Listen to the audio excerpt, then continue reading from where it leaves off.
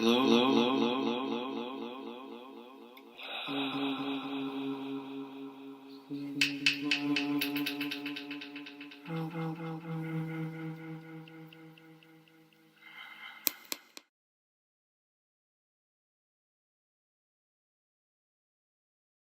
good.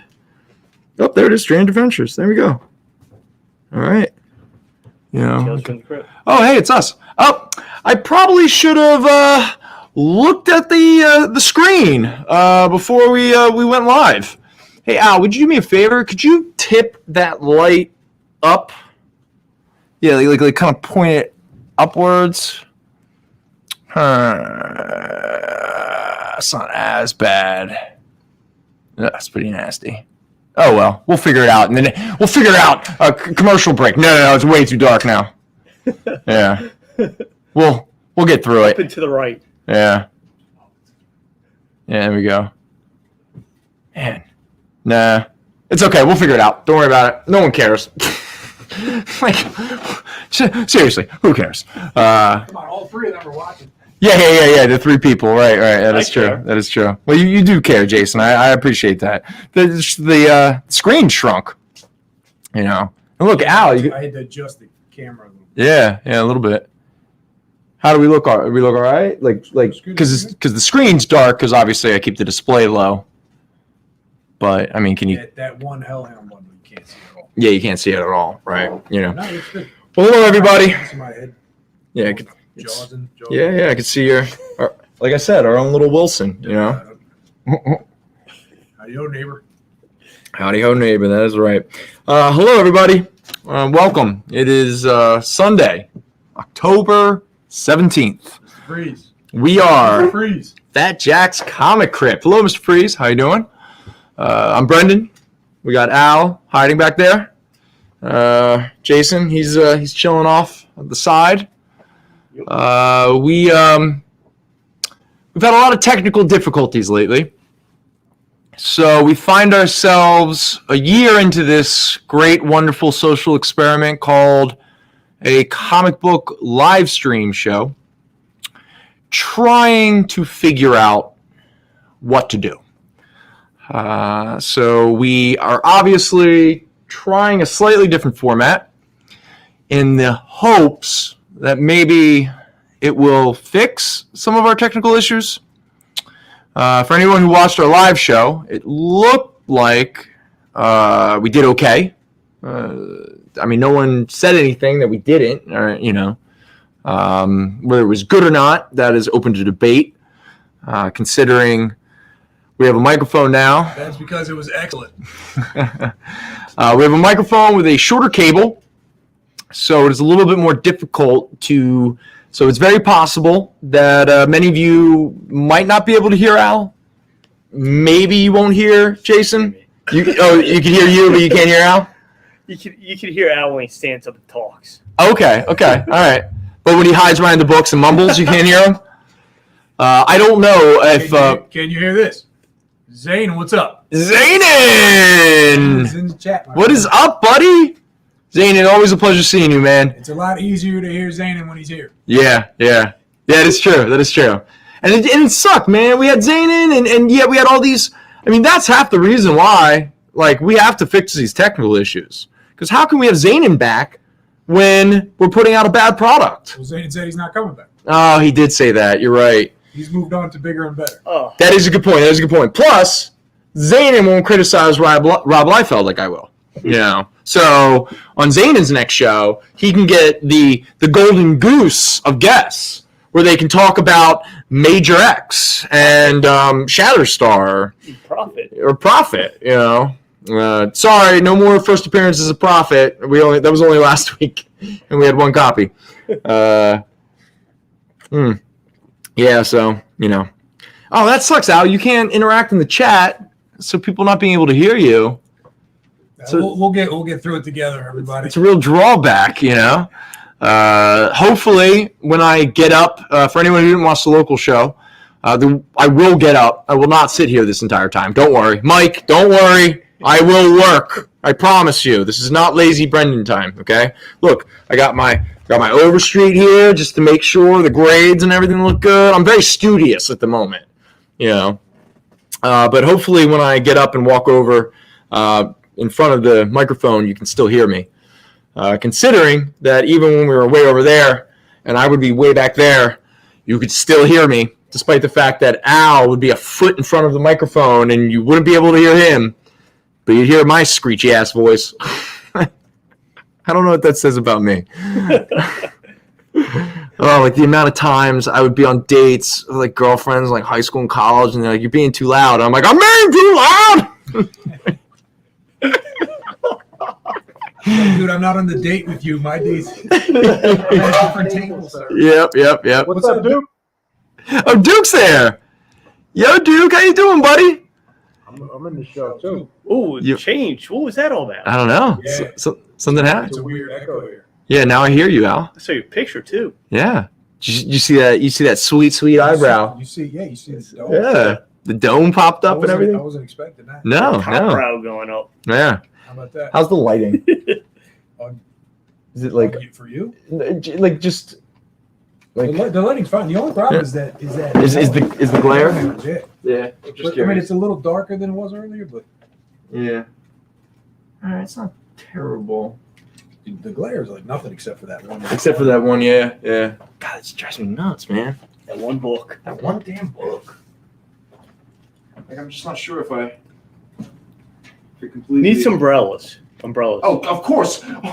You mean we need equipment? I don't have my umbrella. We need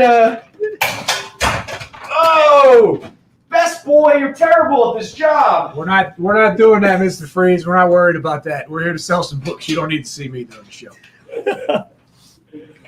How's the glare now? Is that noticeable? No, not at all. Oh, good. No, it's Did it good. get too dark? It's great. No, it's good. Right. No, it looks good. I'll put an umbrella in there. Sorry, I apologize for anyone who just watches us on the experience. We didn't have enough time to really kind of like check to make sure that this is working. But again, I'm going to choose to look at it as a half full kind of moment because, again, we never had to stop and restart during the local show. So that's a win. In fact, supposedly last week we were having some technical issues here on the experience. So that's not good for us.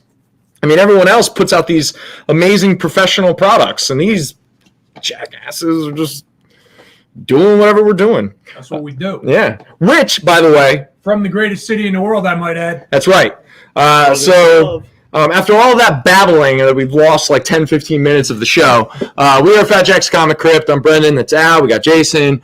We're here to sell some books. Obviously, we're going to talk and try to entertain ourselves so we can keep this energy up this entire time. But technically speaking, as much as I know that many of you come just to hear our awesome opinions, or in the hope that I might have a complete and utter nervous breakdown on camera, technically this whole thing exists so we can sell some comic books. So with that said, the best way to do that is to claim it in the chat.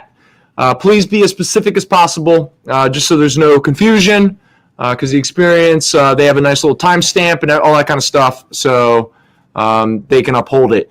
Kind of point it more towards like right there. Yeah, so like I'm trying to get the light to bounce. I don't know, how's it? Is it too dark? Nah, it's great. Okay, let's just leave it at that then. All right, thank you, Jason. Yeah. Don't worry, Jason. We'll take care of you. Don't go on strike, okay? It's all right. We're not going to be like Netflix and Disney and not pay you a living wage to hold up lights and feed us. Anyway, so claim books in the chat. If you are in the Philadelphia area where we are located, you can pick up your books here. If you are closer to our Oakland, New Jersey shop, we will send those books over there for you to pick them up. If you are outside of the area, obviously if you have shopped with us before outside of the area, I believe we already have your contact and your shipping info. So Al, who handles all that, he'll send out an invoice, all that kind of stuff. There he is, little popping out.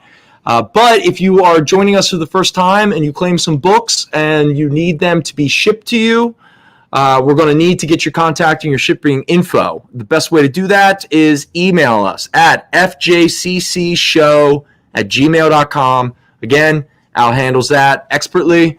When it comes to shipping, whatever the first item is, no matter what it is, it starts out at $7. And then any item after that first item, obviously the shipping cost goes up a little bit, but we do our best to keep the shipping costs as low as possible. Because again, we're not here to try to make a profit off of shipping, unlike some people on eBay. We're here really just to get you the books, and thank you very much for purchasing books from us. That's really cool.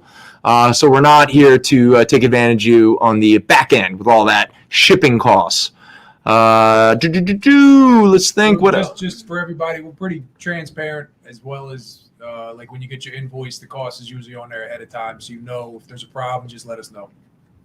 Exactly. Please communicate with us. We will communicate with you, because no one wins if we're all trying to screw each other. And when I say screw each other, I'm not talking about the fun way. I'm talking about the figurative effing each other over. All right. Look, experience. I didn't curse. Okay, some nights we've had some big keys. This is not that night.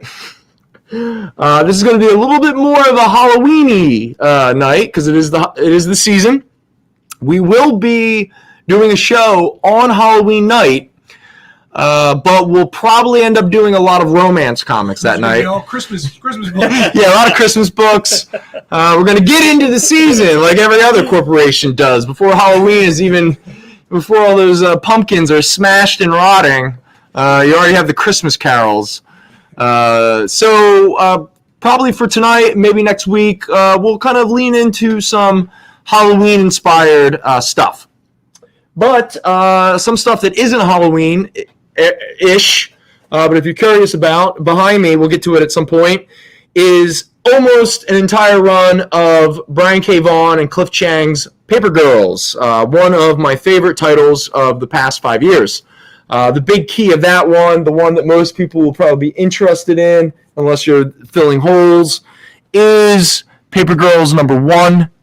That is a high-grade copy at $30. For any of you who are curious, if you don't already know this, the reason why Paper Girls, especially #1, has a lot of value lately is because Amazon Studios is, you guessed it, making a bunch of sex toys about it. No, I'm sorry. A TV show. All right, There's Cliff Chang did the Catwoman that comes out this week too. Oh yeah, what was that? Lonely City? Yeah, it's like an oversized. It's one of those Black Label oversized. Hmm. But he does, I'm pretty sure, everything. Very cool. Write and illustrate. I believe so. Cool. Great artist. Just an exceptional artist. And Paper Girls. Oh, but if you've never read Paper Girls and you're curious, Brendan, why on your Halloween theme night do you have Paper Girls? Well, don't worry, because Paper Girls actually takes place the morning after Halloween. Is that it? As somebody who loved the series, I should know this right off the top of my head, because like the whole book, it's like they run into a bunch of people in costumes, which is why when the time traveling people start showing up, they first think that they're dumb little teenage boys in stupid costumes. Yeah. Well, I feel like no, I'm sorry, go ahead. no, just a description of the series. That sounds interesting now. You never read Paper Girls? No, never. Dude, okay, we'll get into that in a second, because we will talk about Paper Girls. What were you going to say? Amazon is doing Paper Girls. Yes, Amazon is doing Paper Girls as a series. And I'll tell you one thing.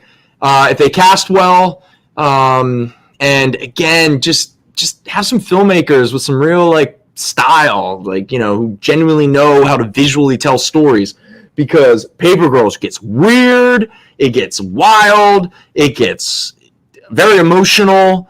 Honestly, it was one of my favorite series over the past 5 years. 4 girls, they're about like 14, 15 years old, and they are doing their paper route, I believe, right after the morning after Halloween.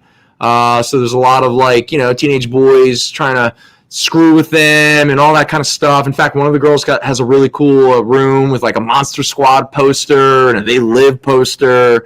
It's very 80s. Like I was going to say, Paper Girls is pretty much the reason why Amazon probably picked up Paper Girls was because they want it to be their own Stranger Things, most likely. But again, this is not a slight on Stranger Things. Paper Girls, because it gets into all this weird time travel stuff, and they get caught up in these different like future timelines. You get into concepts about growing up and the guilt, the shames, the regrets that start to pile up as we all age, and specifically how easy it is for us to start letting go of the friendships that kind of define us at a certain period in our lives, specifically talking puberty. And one thing that this series does exceptionally well is it hits all of the emotional beats perfectly. And it really does stick the landing. I don't want to get into like spoilers or anything of that nature, just in terms of a basic emotional thread. It's a powerful book, and it can get adult at times in terms of some of the existential ennui that a lot of us middle-aged people will find ourselves at certain moments, where we begin to realize that some of the dreams and aspirations that we held deep, that defined us at certain points in our lives, at some point you might have to let them go, and it is not a failure just because you don't achieve. Hey, I'm not a ninja space shaman. Oh, I totally forgot. We didn't get into the ninja story. At some point during the experience, we got to talk about the plump ninja in California this past week who actually held up a special forces military. Anyway, Paper Girls. And just in case anyone will, at some point, I'll show off all the covers because you've never seen Cliff Chang's artwork. It's gorgeous. But the big key, like I said, is Paper Girls #1 from 2015. That's a high-grade copy at $30. And then we have issue 2 through 29. The only issue that we are missing is the final issue. It was a 30-issue series, or it was 3 hardcovers, or 6 softcovers. Okay. Also, we have, in terms of complete series, we have from Warren Ellis and Juan Jose Rip, from Avatar back in the aughts, when Warren Ellis decided he was going to do a superhero trilogy, where he took a look at the superhero genre from very Warren Ellis specific points of view. One of which being a team that is being hunted down by the government, and another one which is America's Got Talent, except it's like America has superheroes and you take a pill and you get powers. And there's a big twist, let's say, at the very end. But the thing I'll say about both those books, especially if you're not aware of Juan Jose Rip's art style, it's very detailed. It's very Jeff Darrow-ish. And those books are violent and they are gory. And they're also really cool. So we'll get into those. And then up here, as many of you can see, if you check this out on our local show, we do have some books up left, except for a few kind of keys, like the Stray Dogs #1, the Jupiter Legacy #1. Most of these are horror or Halloween adjacent books. So we'll show them off. And then starting off brand new right out of the gate for the experience, we have a few horror Halloween themed bundles I'll get to in one moment. And we have a little run here of, as Jason told me, DC is planning to do a kind of their own version of Tales from the Crypt, and Deadman is going to be their version of the Crypt Keeper. So some people are starting to pay attention to Deadman appearances, and what we have up here is we have a Brave and the Bold with Deadman and Batman, and we have a couple strange adventures with Deadman. And then, I don't know if he's watching tonight, Marshall, if you're out there, we do have some Man-Thing, but specifically, because I promised him I would do it, we do have the first appearance of Wondar. Okay? If anyone was ever going to put razors in your kids' candy, it was definitely Wondar. All right? So get ready for that first appearance. Kind of 80s fear right now. Oh, man. Oh, trust me. Wait till I pull out the Crusader books. You want to talk about some 70s, 80s fear-mongering? Don't worry. We're going to get there, okay? Like, to the point where there's an issue where they literally talk about all of the satanic propaganda in The Exorcist, Rosemary's Baby. In fact, any movie that Hollywood created is evil, at least from the perspective of the Crusaders. But we'll get to that later in the show. Because obviously I promised Al I will not burn the house down. You know, I will have a certain level of tact. But again, I should save them for Christmas. That's what I said. I said we need to do it. You put the Christ in Christmas. That's how you do it. You put your Crusader track. It's some yeah. Need to be mad about that. If anyone isn't familiar, if you want, before we get to it, Google chick tracks. Also, Google. What are some of the other the Satanic Panic of the 70s and 80s, and the big old lies that were created during that terrible time. Google Cassandra Wilson too. Yeah. Because she looks amazing for 70 years old. Like just stunning. Cassandra Wilson? That's her name, right? Elvira? Elvira, yeah. Oh my God. She's gorgeous. She really is. Yeah. Good for her. No, good for her's right, man. Good for all of us. Actually, speaking of her, I don't know if we talked about this on a show before. Who here, I imagine most of you, Pee-wee's Big Adventure? I love always big fan? Okay. Absolutely. The scene in the biker bar. Yeah. Okay, do you remember who the leader of the biker gang is? No.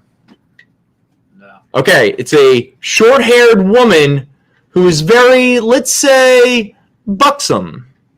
That is Cassandra Wilson, pre-Elvira. Okay. Yes, yeah. No kidding. Cassandra, if you go back to Pee-wee's Big Adventure, the biker gang bar, there is a tall, buxom woman with short red hair who walks up to Pee-wee and gives him a piece of her mind. That is Cassandra Wilson, pre-Elvira. He really flipped the script on those bikers. Oh, hey, that is one of the greatest flipping script scenes of all time, man. So Mr. Freeze in the chat wants to know why we didn't do a Columbus Day themed show. Define it. I think he. I can't go there. He meant Indigenous Peoples Day. Yeah. Oh, okay. But as it's known, throughout the land. Why did we not do? No, I'm not going there because at some point I'm just going to question in the chat. I'm just saying. I Dig don't know how. Yeah, we'll move on to that. Well, Mr. Freeze, we'll talk about it Wednesday. I'll say this, Mr. Freeze. Try and keep you. I'm not going to. Yeah, because I'm not. Right. Because let's be honest, I'm not here to disparage any culture or any of the heroes of certain cultures and this and that. But I'm American, and I get to have an opinion about the characters that, in one way or the other, good, bad, or indifferent, played a role in the creation of this weird-ass, absurdist country we call the United States of America. A bit schizophrenic and everything of that nature. And I have chosen to I like Indigenous People Day. Just saying, Columbus, good for you, Columbus. You failed at what you set out to do, so I don't know why we're specifically celebrating you. Also, there's a lot of terrible things and consequences that happened because of your mistake, and I just saying, Anyway. Ed Freeze wants you to talk about the 6th of January now. No, I'm just kidding. All right, you better be. We're good. Because I gotta be honest, I have a hard time not just going down those paths. Let's see what kind of books we got. All right, let's bring this train back. Let's bring this back on track. Is right, man. I gotta be honest with you. I'm really enjoying just kind of hanging out in the seat. Cassandra Peterson. I'm sorry. Okay. I said Cassandra. Thank you, Duke. Yeah, Cassandra Peterson. Thank you, Duke. Oh, Duke. Oh, that guy. And we'll wait. We'll give everybody about 5 minutes to go and Google her. Yeah, because a bunch of people looked up Cassandra Wilson. They're like, who? She murdered a bunch of people. What is going on here? Okay, so the first thing we're going to start out with is our bundles, because they are actually the newest things that we have up here next to this row. And I imagine most people who are watching us right now probably checked out the local show, so I don't want to be too redundant too quickly. So let's talk really quickly about some of these bundles.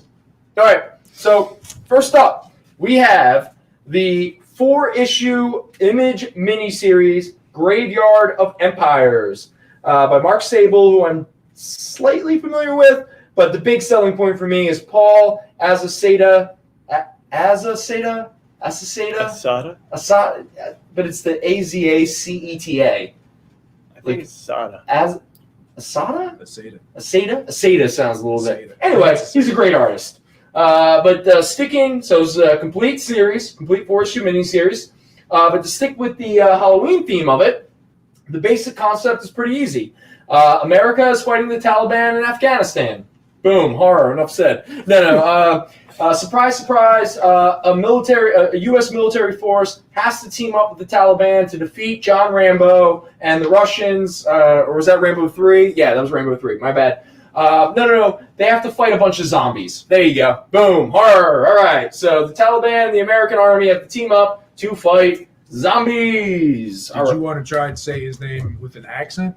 No, I don't want to. No. No. Oh, wait. Can it be an Asian accent? Can I really, screw up? Can I really, get myself canceled? All right, next up is Graveslinger. All right, there we go. This is another Image miniseries. This is a 4-issue miniseries from 2007. Now, again, the basic concept of this, yes, it's a Western, but this gentleman here, he's a bounty hunter, and he's hunting down people. But those people, you guessed it, are undead. He's the most dangerous man alive to those who have already had one life too many. Now that is a bullet point, all right? That's a tagline, all right? So, Western, fighting zombies and vampires. There you go. Okay. Recently, when we were talking about Mike Mignola's Jenny Finn, there we go, Jenny Finn Messiah, little one-shot there. This artist, the two artists that worked on this book was Troy Nixie and Farrell Dalrymple. And the artists that I wanted to say, they reminded me of the most in terms of Mignola-verse artists and stuff, and one of the great horror monster artists of all time. It is Guy Davis, who most people will know from Sandman Mystery Theater and a lot of the Mike Mignola BPRD books. This was from the 2006, right? Is that what this is from? No, 2002. My apology. I was going to say, that felt too recent. This was a series that Guy Davis did. He wrote and he illustrated, called The Marquis. This is the 2-issue series called The Marquis Devil's Reign, Hell's Courtesan. And you get the one-shot, The Marquis, A Sin of One. Now, the thing that makes this pretty horrific is, you guessed it, it's very Lovecraftian. He fights monsters and tentacles, and he's got a bunch of Gatling guns. If anyone follows us on Instagram, at the FJC Paradox, you probably saw an image, I believe that was issue number 2's cover, of a dude in with the Gatling gun shooting a bunch of tentacles. I'm sorry, I never even said any of the prices. Graveyard of Empires, $5. Graveslinger is $6. The Marquis is $4. And then we have 2 of the same miniseries, but all the covers are different. So this is Bruce Campbell's own comic book called The Man with the Screaming Brain. This is issue 1 through 4. Now, this bundle is made up primarily of the Hilary Barta covers, okay? She and Rick Remender. Rick Remender of Deadly Class fame, all that kind of stuff. He was illustrating at this time. So Rick Remender and Barta were doing all the interiors, and this bundle has all of their main covers. But each cover had a variant. So this bundle is made up of the variants, and each issue is done by a different artist. You got Phil Noto, Mike Mignola, And then the other two artists were, I can't remember. And I'm not going to pop this open right now. But it's okay. For $5, you can buy this, and then you can tell me who did issue number 2 and issue number 3. You said a Hillary? Hillary Barta? Hillary's a he. Oh, it is? Yes. I was not aware of that. Boom. I'm wrong. Thank you very much, chat. Maybe Hillary wants to be. No. Okay, for any of you who's familiar with the writer Richard Matheson? Yay! Jason, you know who Richard Matheson is? I'm busy trying to buy stuff. Oh, I gotcha. Oh, you're actually participating? You're not doing a terrible job of it? Anyway, Richard Matheson, he is a very, very, very famous genre author. I Am Legend, The Incredible Shrinking Man. Gone with the Wind. Yeah, Richard Matheson wrote Gone with the Wind, but it's the Gone with the Wind where the zombies all show up at the end and they eat what's her bucket after that best version of Gone with the Wind. Oh, best version, version. yeah. Best And then there's the crossover with all the Austins and the Pride and Prejudice, and then Abraham Lincoln shows up with his vampires. Well, there was Prejudice with and zombies. Yeah. All right. So you're picking up on what I'm throwing down. It's not that big of a stretch. Not far. And hey, man, if anything deserved to be overrun by zombies, it's the antebellum South, okay? All right? And I'm pretty sure I know exactly who those zombies were, and they deserved to eat those people, okay? Just saying. Because they didn't eat much in life because of those people. Anyway, this is Richard Matheson's Hell House. This was one of his, short stories. This was a prestige format. Look at all those beautiful square-bound spines there. This is a 4-issue complete series. Do I know? Oh, look at that. Almost looks like Neil Adams or something, Fraser Irving mixed together, but it's some artists I've never actually heard of. But it's really cool. But fair warning, all the interior art is black and white, but still, it's a wonderful, wonderful horror story. This usually retails all together for $28, but tonight we have it for spooky ooky $13.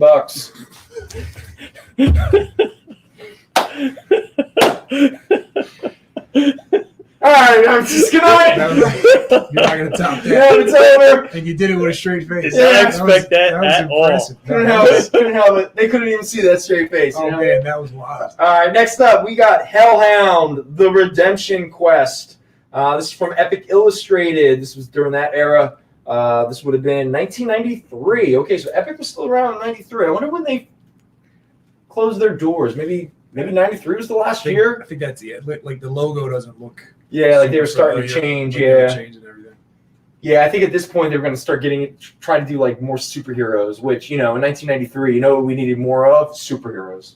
Anyway, this is a 4-issue complete series, Hellhound: The Redemption Quest from 1993, 1 through 4, excuse me. You got a hard-boiled detective fighting demons and Satan and hellhounds. It's in the title. Come on. And he's probably trying to redeem himself. A lot of magic and scary, scary stuff. It's only $5.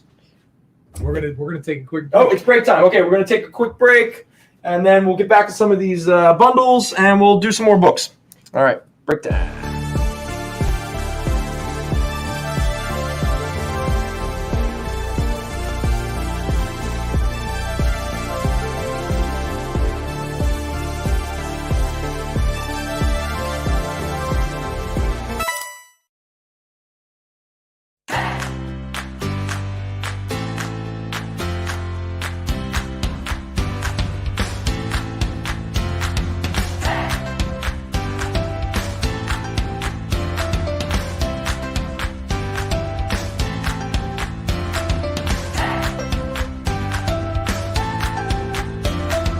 There's something for every imagination at your local comic shop.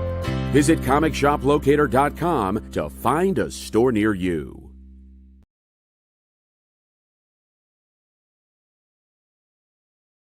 Hi, I'm Brian Haberlin, and I want to tell you a little bit about my new book coming out in October, Hellcop.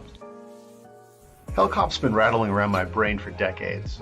When I launched Avalon Comics with Whilce Portacio, Hellcop was one of the initial launches, but I was wearing a lot of hats back then. So I gave over the reins to Joe Casey and Gilbert Monsanto, and they did a great job. But it was my baby. If you look at sketchbooks I've done over the years, there's Hellcops throughout. There are pages started, stories started. So let me tell you a little bit about the story. Discovering a whole new world that had only previously existed in our collective imaginations. A tale of adventure, betrayal. Hell's just another place, another planet with native creatures most on Earth would call monsters. And humans that have been there as long as they've been here. Doctors, lawyers, maybe too many lawyers. Please join me in October for the release of Hellcop and the Hellcop 3D Halloween special. Hey, I want to say thanks for watching, and I really hope you can go and ask your retailer to pick up Hellcop for October. There's going to be a 3D version with 3D glasses and the whole 9 yards, and the regular version, of course, too, with some pretty fun covers. Thank you for your attention, your support, as always, and hope you guys have a great day.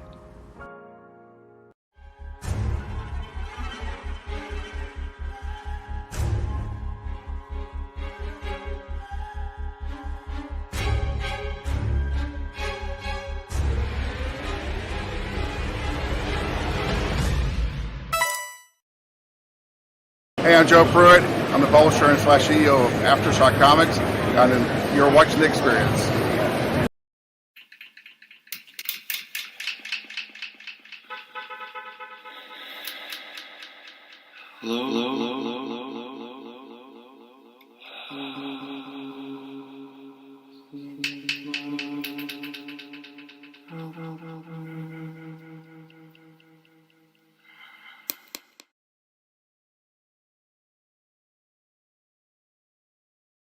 Look at that cute little puppy girl. And now we're back to the dungeon, the crypt. We really are the comic crypt. Do your crypt keeper. I don't know. When's the last time you actually heard the crypt keeper?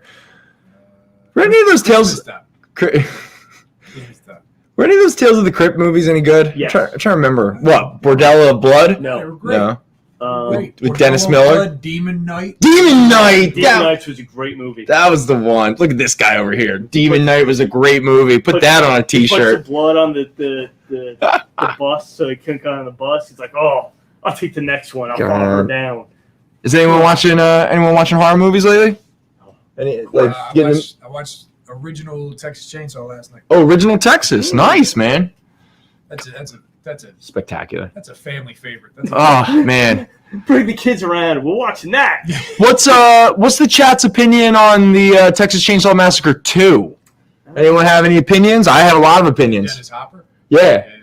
Like, just in case anyone missed the point, it is a comedy.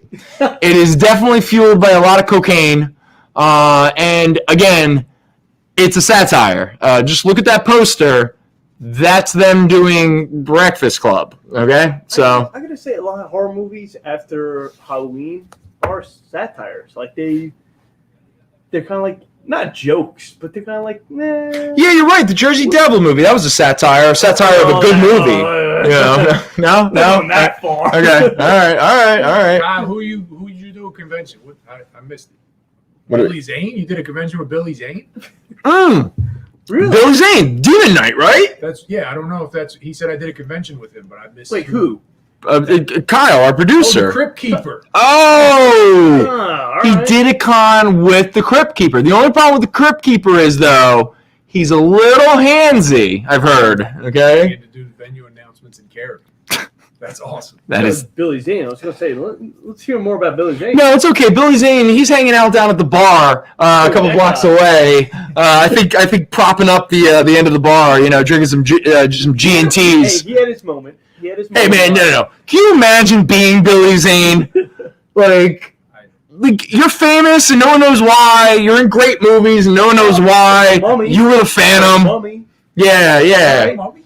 Wasn't Yeah. that Brendan Fraser? The Mummy too. But is he a villain?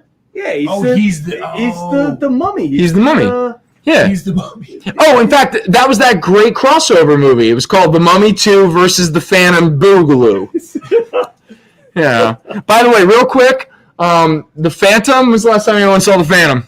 Billy Zane. Okay, because I've never seen. There are times when the Phantom uses certain language, like I always get my way, no one ever says no to me, and just so we're clear, whenever he says these things, he's always talking to a woman, Nice. and it always feels very inappropriate. Okay. Well, it's Billy Zane. Well, hey, man. You can't be in Titanic and not say inappropriate things to the women. You know? Speaking of inappropriate, Mr. Barucci wants to see your man things. Oh, my man things. Okay. All right. So let us talk about, but it's okay, guys, because don't worry, no giant size man things up here. Okay. But here we go. Here are the only three that we have.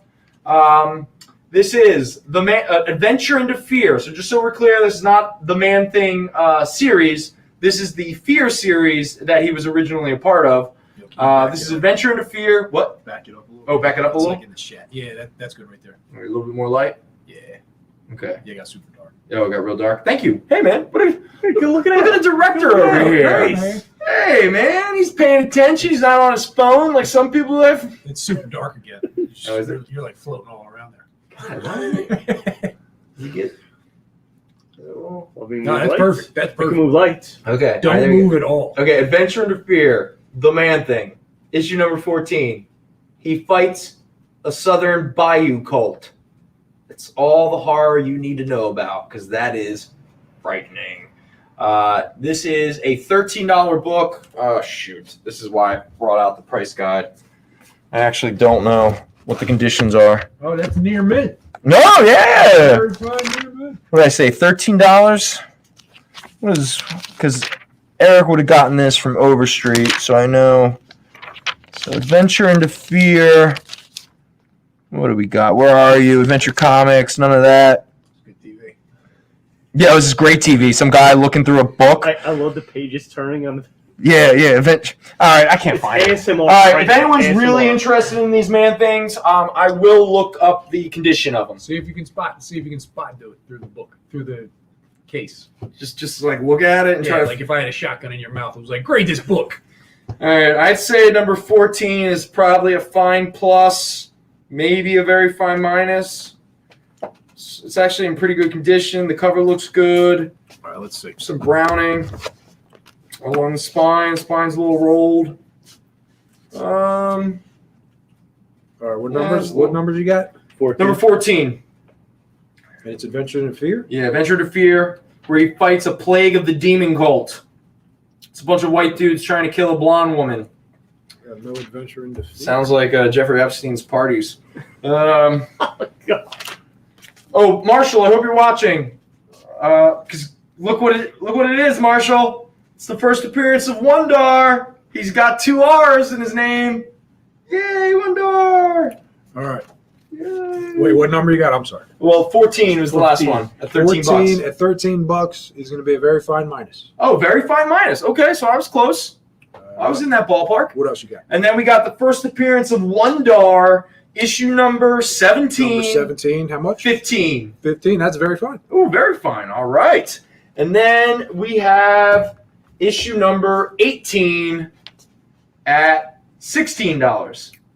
That is also very fine. All right. So that's what we're looking at. So technically, the Wondar is just it's a very fine minus by just a hair. By just a hair. But it's an epic key because if there's one character that's absolutely going to show up in a Disney Plus series at some point, it's going to definitely be Wondar, the magical hippie. Doesn't he end up becoming like Moonchild or Nature Boy or God? Who does Wondar? Chat. Who does Wondar inevitably become? Thundar. Thunder. And the Herculoids. Can I get 14 and 15? Yes, you. There is no 15. We have 14, and then we have 17 and 18. Now, 17 is $15. Who knows? Maybe I said it wrong. No. So let's just be clear. So that's 17 at $15, first appearance of Wondar, and then 18 at $16. I think not all, let everybody's paying attention. Nah. All right. But let me know if you do need. Oh, can I get 17 and 18? Oh, okay. All of them. There we go. Thank you, Mr. White. Okay. Mark down. Yeah. Thank you, Mr. White. Mr. White, if you could just email us your contact info, you'll see the ticker on the bottom of the screen, FJCC Show. All right. That's it. That's all I have to say. That's all you got to say. Yeah, Jason. Yo. You probably don't want these books, so there you go. Hold on this price guy, because I'm going to ask you. Thank you, Mr. Barucci, as well. Mr. Barucci and Mr. White. Just I realize not everybody can see me right now. All right, so find me Phantom Stranger. All right. So here we go. This is Phantom Stranger issue number 2. All right. This is pre. Yeah, let me know if it's too dark. Give me a heads up. Kyle said maybe if you turn the brightness up on that laptop, it might. That's what I'm afraid of, because then the glare might kick in. But okay, let's give it a quick try. 1 second, people, as I awkwardly. Okay, let's try that. Okay, here we go. I think it's a little better. What do you think, Al? There's a lot of glare, but It looks about the same over here. about the same. I mean, there's not much glare on this end, though. Oh, okay, because it looks like there's glare here. Anyway, sorry, guys. Inside Baseball, a bunch of idiots trying to figure out what to do while you're watching this.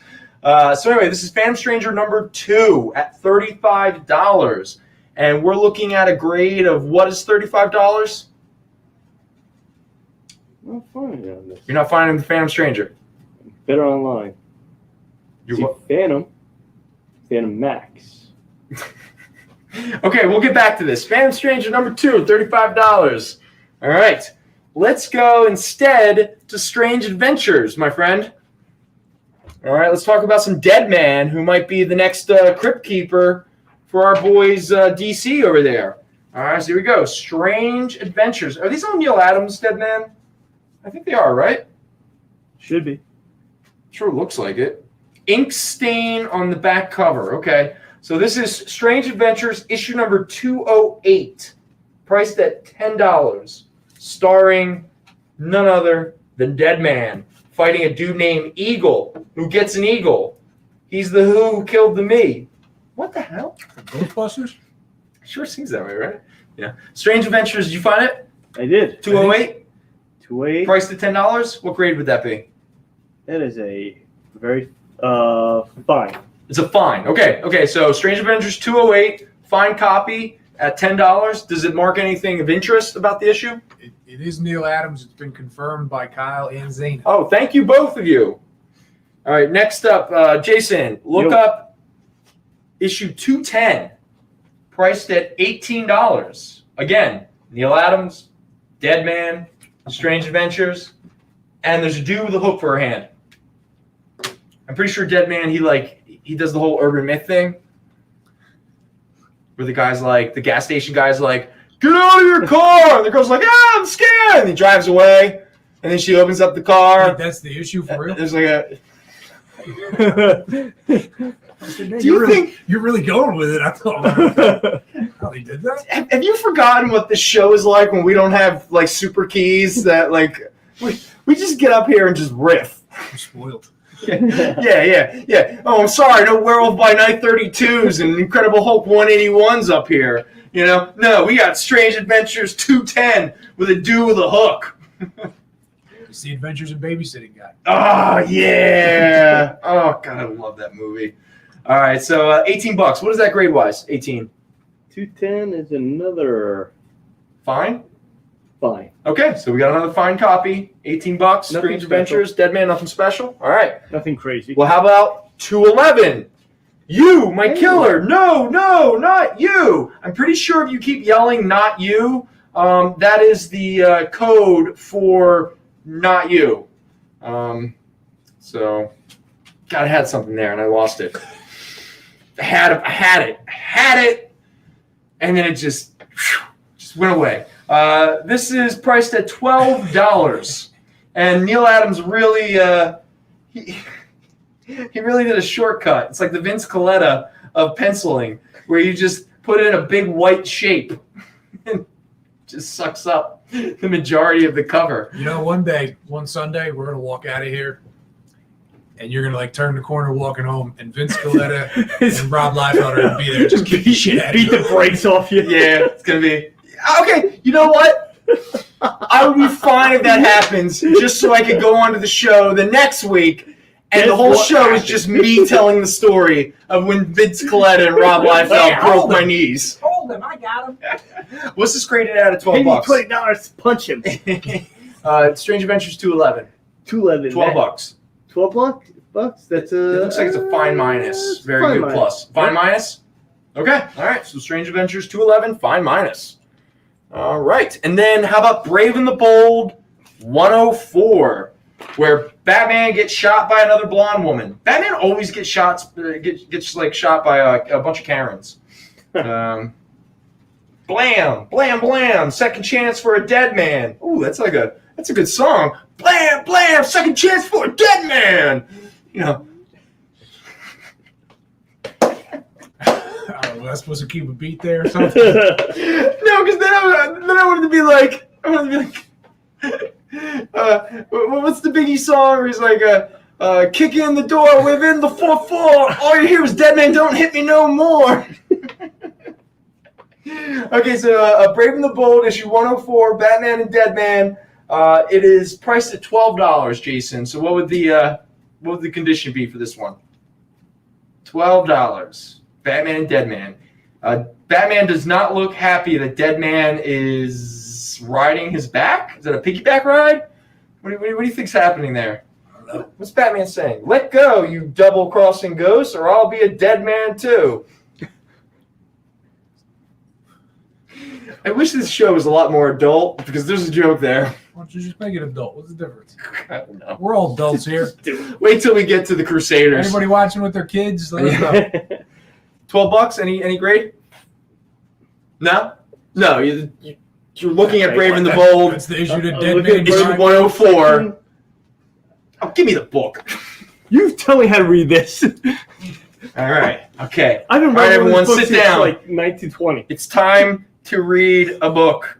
104. Dead Man, Dry Humps, Batman. There we go. $12. All right, so that's a fine plus. There you go. Fine plus. There you are. Fine Yeah, I'm plus. going for the book. All No, right. I want to see. I want to see how this reads.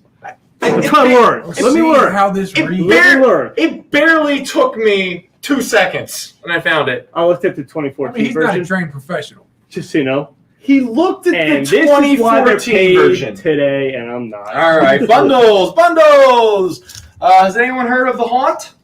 Yeah. All right. So back in the late 2000s, so like 2009, 2010, Todd McFarlane and Robert Kirkman joined forces with was it Ryan Otley and Greg Capullo sharing the penciling, and they created this horror superhero called The Haunt, which is pretty much if you took Spawn and mixed it with Invincible. Man, these two are just coming up with ideas left and right, just changing the game.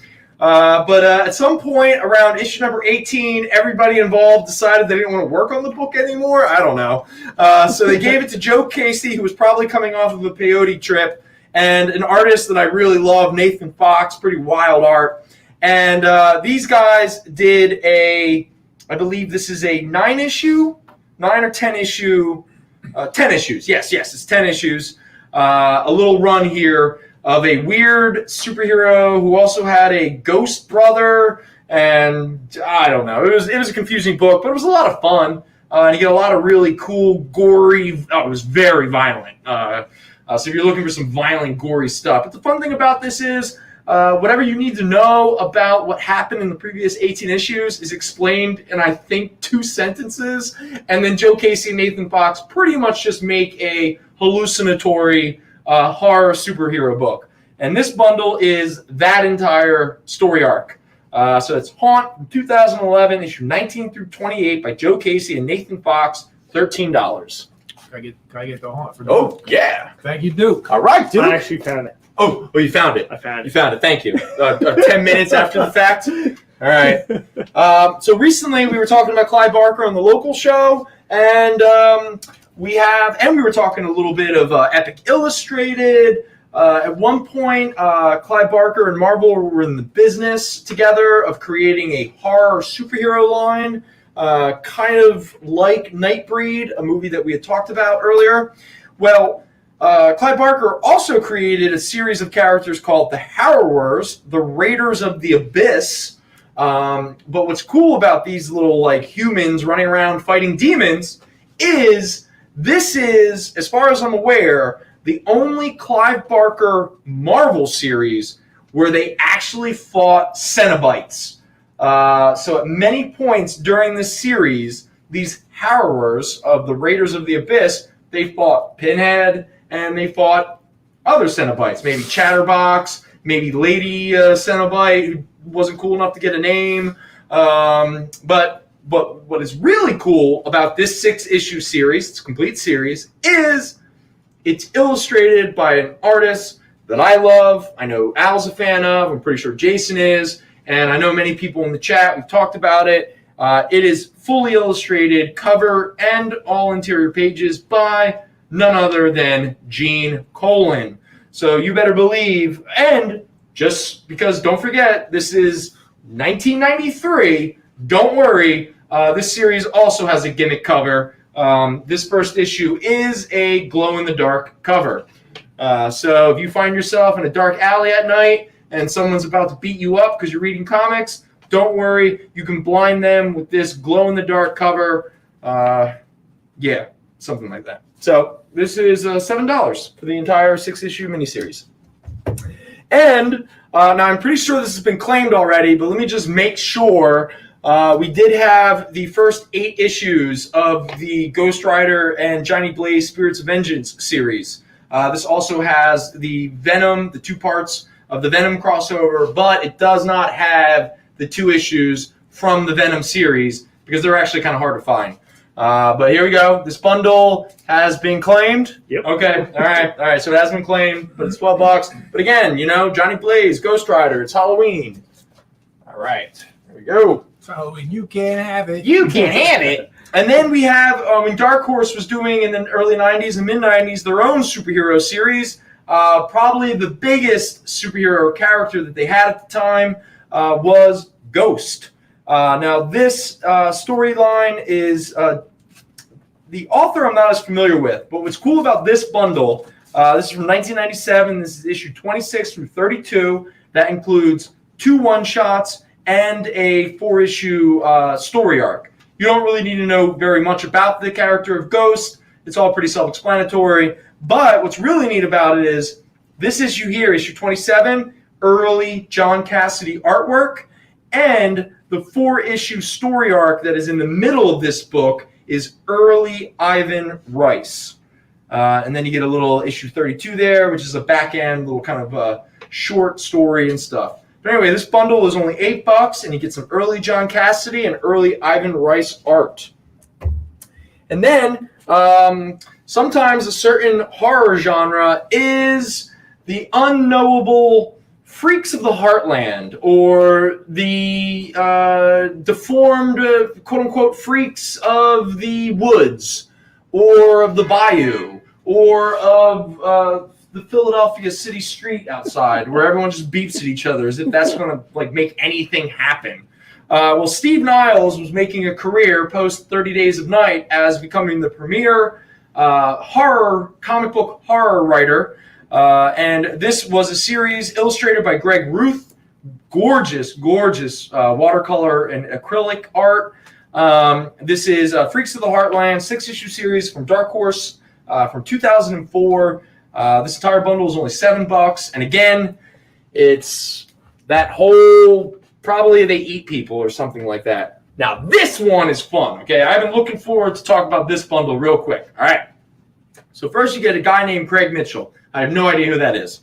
But then you get another guy called DJ Chichester, who on the local show we talked about as one of the premier writers of adapting Clive Barker storylines. Now, just so we're clear, this is not a Clive Barker storyline. This is done from a comic company called Nemesis that I've never heard of before outside of this 4-issue miniseries. This 4-issue miniseries is called Frank from 1994. It's only $5. I imagine that you can guess from the name Frank that this is a 90s version of the modern Prometheus Frankenstein. But what's really cool is it is fully illustrated by Dennis Cohen, who's just an unbelievable artist. But now Dennis Cohen did this sort of gimmicky, not gimmicky, like he wasn't being a gimmick, but like the sunglasses, you can actually like get a reflection and stuff like that. Again, it's 1994. I mean, there's par for the course for the industry. But the other 3 issues, each cover was painted by an artist at the time that I really loved. Scott Hampton, George Pratt, and Kent Williams. Thank you, Kent Williams. But Dennis Cohen did all the interior art, and it's pretty much sort of, again, like I said, it's Frankenstein in the 90s. He beats people up, he eats people, he kills people, he fights people with hooks. You know, it's fun. And it's only $5. So those are all of those bundles that we got up there. For anyone who missed, break time? Take a break. Break time. Okay, so we're going to do the break, and then we'll come back, and we'll just do more stuff, okay? Cool.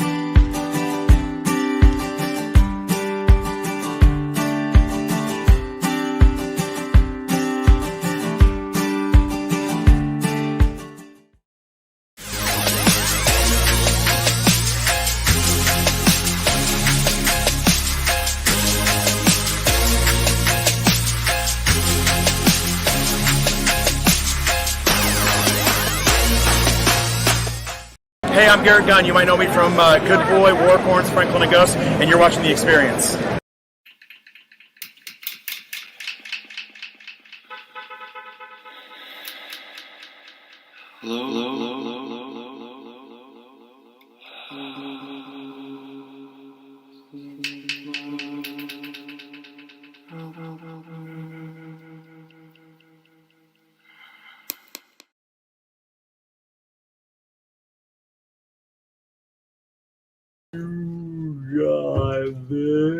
Hold up. Are we back from the break already? Yep. All right, so it's just staring at my back. All right, cool. Here, take a look at all these pretty. So when you think of Halloween, you think of mixing and matching weird costumes and stuff, and you get a throwback to the '90s. Yep, you got it. We're talking about Amalgam. We're talking about Marvel versus DC, and then we are talking about the Great War that goes on to this day. Yep, you got it. We're talking about God versus Satan. Yeah, the Crusaders. John Chick himself gonna tell us how to live a healthy life. All right, so here we go. Let's just throw these up there where everyone can have a nice look at the Broken Cross and Scarface and The Exorcist. Man, you should hear what they. Or how about Chaos? Where all the babies disappeared during the Rapture. Man, nothing more horrific than the Rapture, that's for sure. Or how about, did Primal Man really exist? Or did Jesus ride dinosaurs? I don't know. But, somebody thought they know. And then, here we go. There's some, if you don't know who John Chick is, and you've never heard of the satanic panic of the 70s and 80s, I behoove you to look it up. And I'll probably talk about it, but I'll be careful how much I talk about it so I don't dive off into offensive areas because I just want to be clear. We're well past that. Well, yeah, probably. But no, I want to be clear. I'm not here to mock or make fun of anyone's personal faith. All right, spirituality is a very private, personal thing. But let's say that they're in the realm of the Halloween season and the realm of horror. There are many people who want to dictate behavior in others and to control others through fear-mongering, racism, homophobia, sexism, just a lot of hateful behavior. And what's more horrific than that, right? When we're talking about this holiday season, you definitely need to be talking about the Rapture and when you mix Batman and Wolverine. That is the epitome of Halloween, okay? It's the great polls that we always find ourselves in. So with that said, let us talk about. Oh, actually, I got to do my moment where I stop for a split second. Anything going on in the chat we should know about? Anything? I got Any questions? Has a nice ass. Nice. I should start wearing gray sweatpants, and you'll see the other part of me. And apparently Kyle is an ordained minister. Oh. Church of the Jedi and the Church of the Internet. Very cool. I am a high holy priest / ninja assassin for the Church of the MFer. I obviously it's not MFer. I am trying to be polite. But if you don't know what the Church of the MFer is, look it up. You'll find it. I'm on there. That's Sam Jackson's church. Yeah. And I am definitely in fact, on all of the early social media stuff where they would ask you to do an occupation and stuff, I'd be like ninja assassin for the Church of the. You get it. People found that funny. No, they didn't. I found it funny. Okay, and if you can't make yourself laugh, then what's the point of all of this? All right. So try and make Mike some money. good point. What are we not? Is this not us trying to make some money? I mean, the books are up here. People can see the books. Everybody's on the edge of their feet. People have an idea. All right, so really quickly, we almost have a complete run.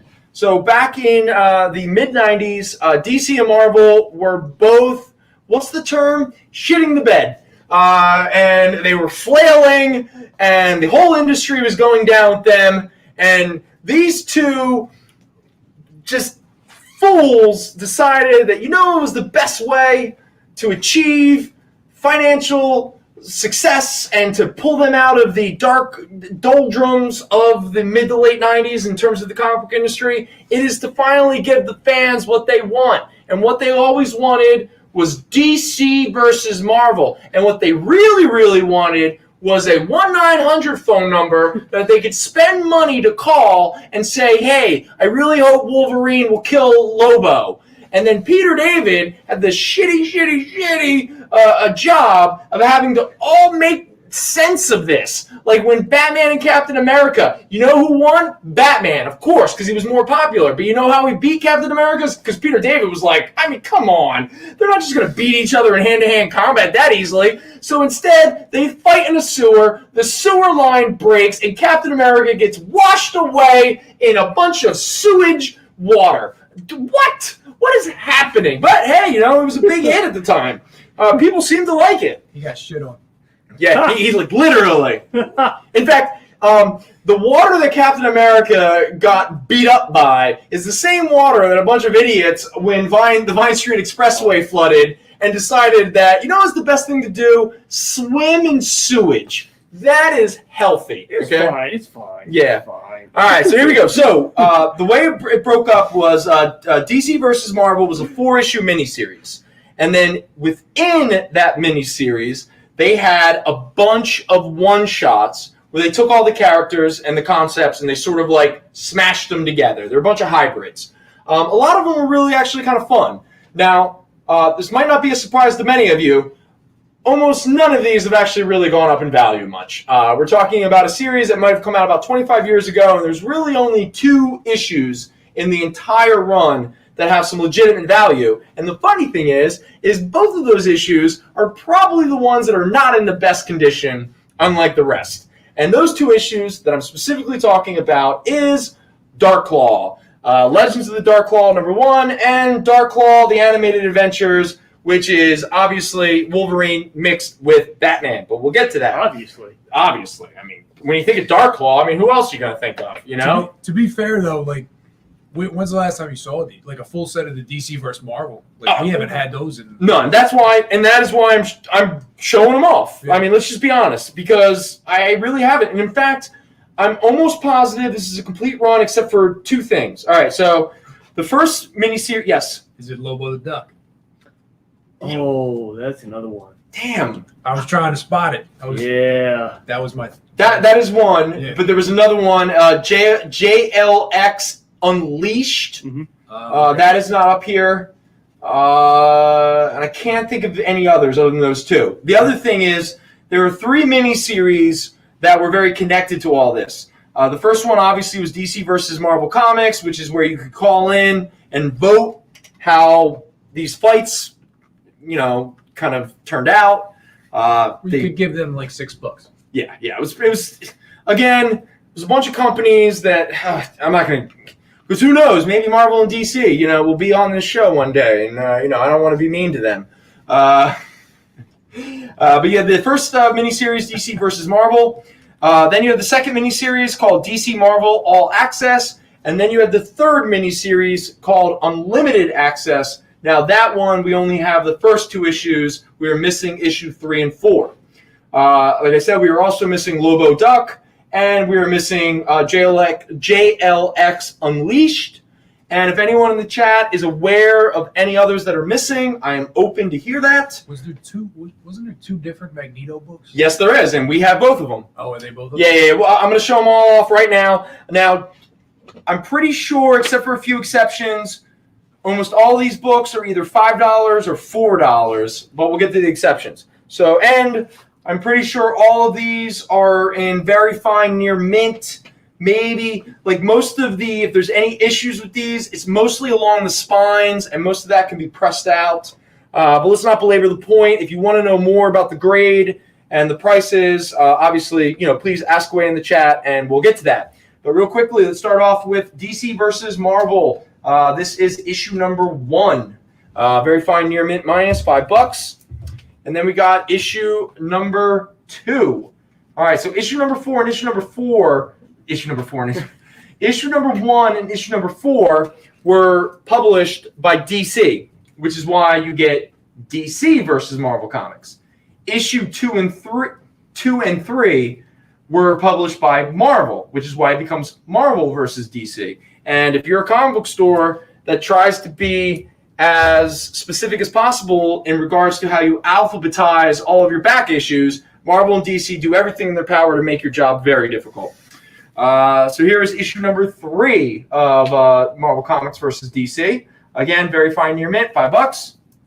And then the final issue #4, DC versus Marvel Comics, very fine near mint, $5. Now, in this miniseries was introduced this character called Access, who is, let's call him bland. But he is a living MacGuffin. And that MacGuffin is somehow he exists in both. It doesn't make any sense. Anyway, DC versus Marvel All Access. This is the follow-up miniseries. This is issue #1, very fine near mint at $5. So there's a omnipotent being that resides in both universes, and it's that white dude that looks like a security guard. You got it. In fact, he is a white dude who looks like probably most of the people who walked up to Ron Mars or Peter David at a con, and they're like, "Yeah, I know who we're gonna write into this book." Next up, we get issue #2 of the All Access. Now, this one, it's very fine at $3, primarily because the back cover, the corner was creased. So not torn or anything like that, but it was still it was creased enough to be like, oh, okay, that's a hit. So that's only $3. And then we got issue #3, Batman versus Doctor Strange. All right, that is $4 at very fine near mint. And then we have another very fine copy at $3. It's issue #4, but I can't remember why I made it a very fine. Primarily because, oh yeah, there's like a crease right there in that corner. All right, so there we go. All access, all 4 issues. And then these were the follow-up, which is unlimited access, issue number 1. This is a very fine near mint, $5. And then all unlimited access, number 2, high grade, $4. And now we get into the one-shots, the ones that most people are looking for. All right, so it's in alphabetical order. I'm going to go through this as quick as possible. You get Amazon, Storm, and Wonder Woman mixed together. John Byrne, Terry Austin. And then you get Assassins. That is Elektra and Catwoman as a cool assassin team, probably trying to kill Sharon Stone and Sylvester Stallone. And then you get Bruce Wayne, Agent of S.H.I.E.L.D., the Green Skull, and you guessed it, Bruce Wayne as Nick Fury. And then you get Bullets and Bracelets. That is Wonder Woman mixed with the Punisher. And they make out a lot in this book. And then you have Challengers of the Fantastic, which really isn't that big of a stretch, considering the Fantastic Four was pretty much just Challengers of the Unknown. So Challengers of the Fantastic. Now this one is cool. This was a favorite of mine at the time. And that is Doctor Strange Fate. And the cool thing is not only is it a mix of Doctor Strange and Doctor Fate, but there's an M. Night Shyamalan twist at the end. Guess what? It's neither Kent Nelson or Stephen Strange. In fact, Doctor Strange Fate is none other than Charles Xavier. Why you ruined it? Oh, I ruined it. Oh, no. Okay, now this is one that this is the one out of all of them that has the most value. The only thing that sucks is there's a lot of stress along the spine here. So I ended up grading it at a very fine. Even at very fine, this is a $10 book. But in higher grade conditions, this is a book that can get up to around $20. And again, it's Dark Claw Adventures. Obviously, it is based off of the Batman animated series. Does Bruce Timm do the cover? Is it just in that style? Well, it was Ty Templeton and Rick Burchett, who were both working on the animated series comic book, and they were obviously doing the Bruce Timm. And I'm pretty sure both of them were like storyboard artists or something for the show. Yeah. They're definitely connected. And then you get the mix of X-Men and Doom Patrol, which don't be surprised because they pretty much X-Men is just ripped off of Doom Patrol. Anyway, this is the exciting X-Patrol. There you go. And then you get the combo that no one wanted or expected. Generation Hex. What happens when you take a bunch of teenage mutants and you throw them in the West? You get Generation Hex. But the cool thing about this is it is written by Peter Milligan and illustrated by Adam Polina. So even though you might not expect it, this book was weird. And then, now this one was like strange because, I mean, it's only $5, but this was one that online most people were looking for, and it's Iron Lantern, issue number 1. There you go. Paul Smith, when he was coming back into the scene in the mid-90s. And then you get JLX. I bet no one can guess what this is a combination of. But it's okay, because they get their own book at last, finally. Who would have thunk it? Now, here is another one that has a little bit of value. This is Legends of the Dark Claw. Again, Batman and Wolverine mixed together. This is a very fine copy at $6. Again, some stress along the spine, as mostly what the issue is. But this is a book at a higher grade that can get you closer to about $10. Now we are entering this is the Magnetic Men featuring Magneto. There we go, issue number 1. And then you get Magneto and the Magnetic Men, illustrated by Jeff Matsudo, who's doing his best Joe Madureira impression at the time. And then, now this one was cool for a lot of people. Yeah, what's up? Mr. Bishop. I'm just waiting. Oh, waving Mr. Bishop. What's up, Mr. Bishop? They put me in a corner. Hey, man, you don't put baby in a corner, but you definitely put Al in a corner. I carried the watermelon. That's a good line. Speed Demon. So you get a mix of the Flash and Ghost Rider. This was a very popular one at the time. Speaking of a popular one at the time, this was also a big one. Done by 2 artists that I really loved in the 90s. This is Spider-Boy, obviously, a mix of Spider-Man and Superboy. But this is illustrated by Mike Wieringo. And then this is Spider-Boy Team Up, illustrated by Ladron. It's got a cool little cartoonish Mobius style. And then you get into the 2 Super Soldier books, which again is another one I bet you can't guess who the 2 characters that are combined here. But both of these are done by Mark Waid and Dave Gibbons. This is Super Soldier #1 and Super Soldier Man of War, where he goes to war with Sergeant Rock and his Howling Commandos. Man, that was a real stretch. I wonder. Wait, Dave Gibbons did the art on those? Yeah, Dave Gibbons did the art on both. Yep. Okay. Yeah. Oh, now this was a favorite of mine at the time.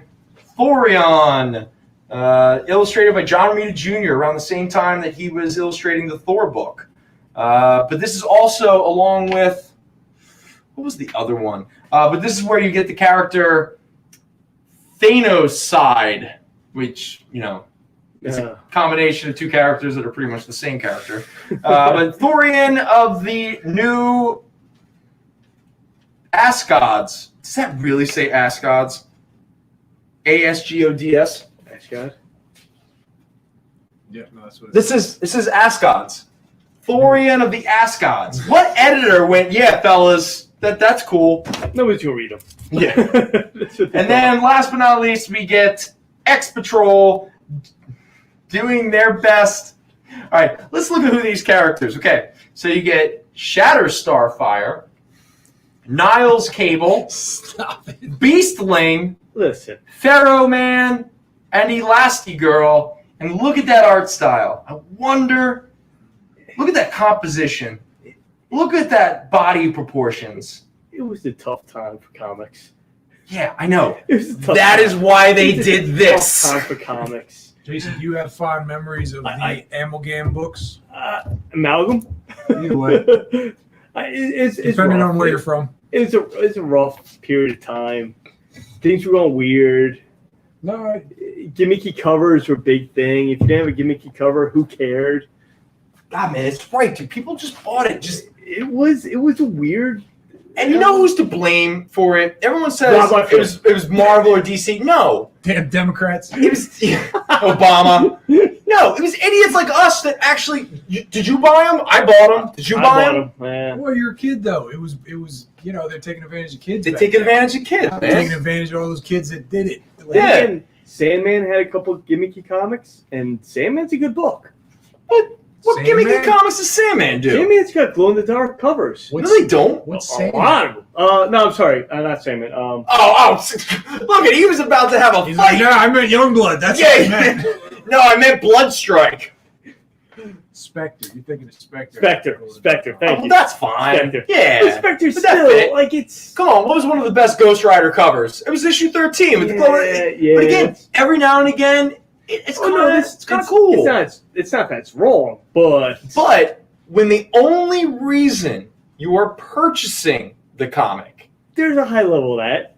is because it has a chromium foil cover with a love gatefold and a joy buzzer, Is that- and it smells. Is that better or worse than just having just variant covers? Just different variant covers. I would say Or worse. It's worse because It's worse. it's a gimmick. You only had that one. Yeah, because with variant covers, you hope that at least the book is just a good book, and then it's just, well, do I prefer one cover to another? If right now that was one for $50, I'd buy it, but I wouldn't buy the one.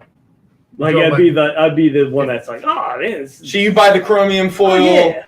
like the one that like shakes in your Yeah, hand, like a yeah. Magic Fingers bed. If I knew it was going to be a bad book, I'd be like, nah, I gotta get that nice. Okay. But then it was like, this is all we got. Here, enjoy. Well, especially where it would be like a large-breasted woman wearing a chromium bra that if you like hold it to the mirror in a weird way and you pour some water on it, suddenly she's naked.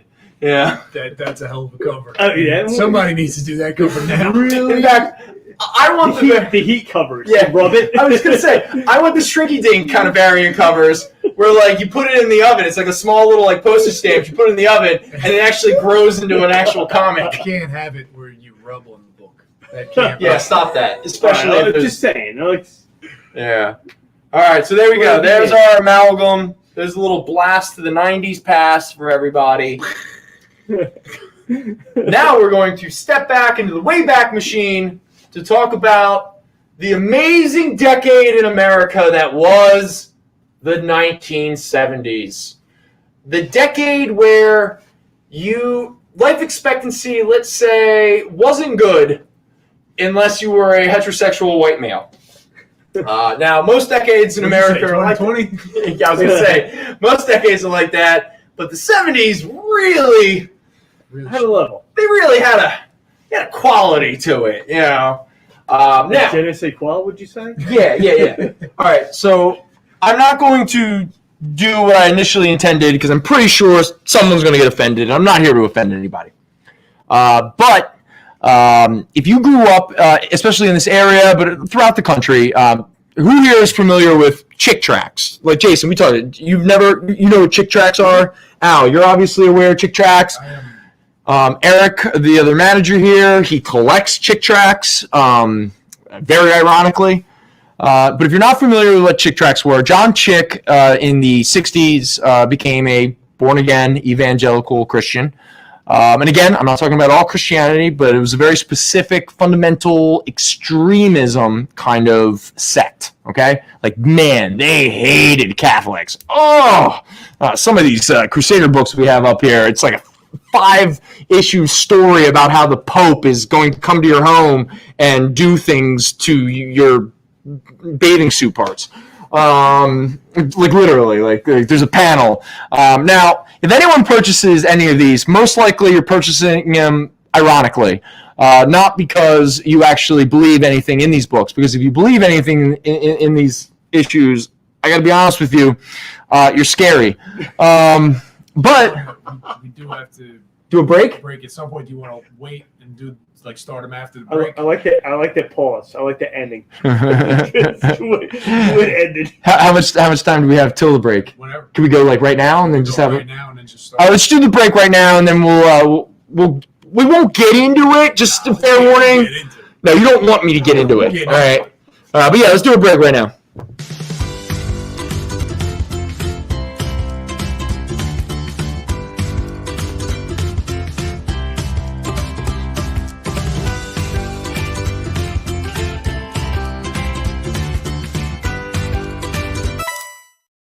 To be continued. 3 little words that hold the secret to the next great story. 3 words that will thrill you, confound you, give life to new possibilities. Every variation of To Be Continued is a promise of adventure, a promise of excitement, a promise of unseen wonders and unexplored worlds. A promise that every issue you read makes you a part of a never-ending journey, and behind every page there will be an unopened door waiting for you. This story to be continued at your local comic book shop today. Visit ComicShopLocator.com today.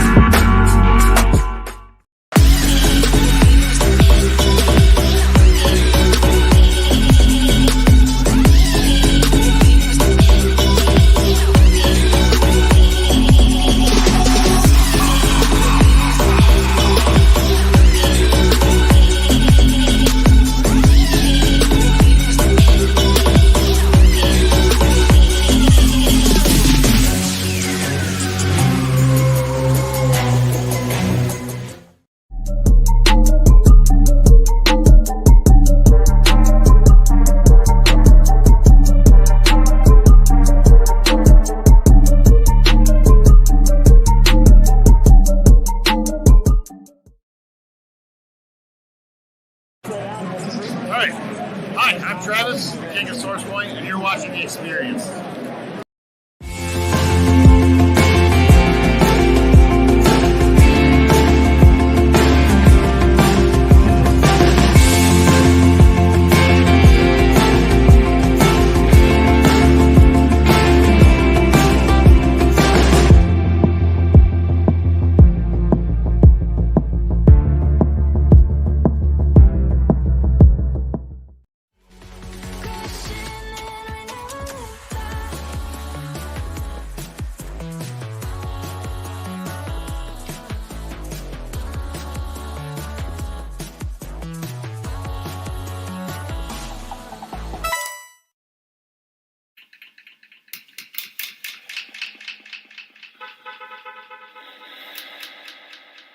Not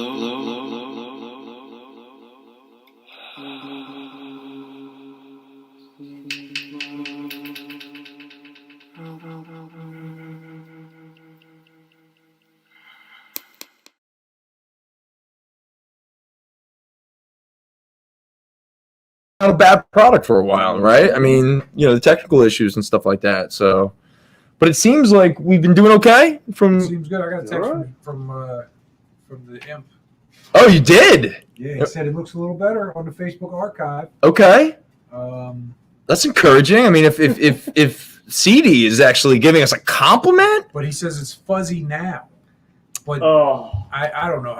You got to take his tech queries and facts with. Well, you have to take everything he says with a grain of salt. But forget a grain of salt, a handful, like a snail's genocide worth of salt. And speaking of genocide, you knew where I was going. Okay. Away we go. But here. Mr. Bishop says it looks good. Thank you, Mr. Bishop, for the helpful insight. Nice. So real quick, disclaimer, just in case I go off on a tangent or anything like that. Anything I say does not represent Fat Jax, does not represent Mike, doesn't represent Al, Jason, or the experience, okay? But it is the Halloween season. We are talking about horror, and one of the great genres of, yes, Kyle's got it right, one of the great genres of horror throughout our narratives and human history is religious horror.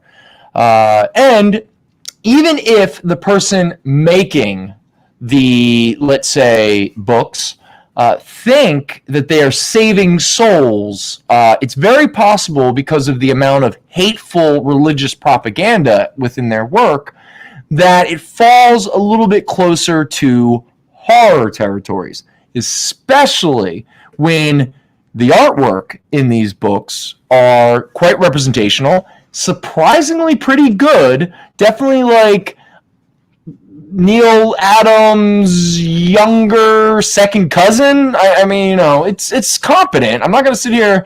I mean, I've seen some underground books that are just some hateful piles of garbage, and they're just trash all across.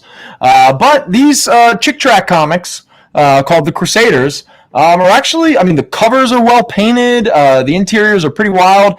It isn't until later in the series where the art sort of goes to the wayside and it just becomes just proselytizing and preaching and just hateful screes.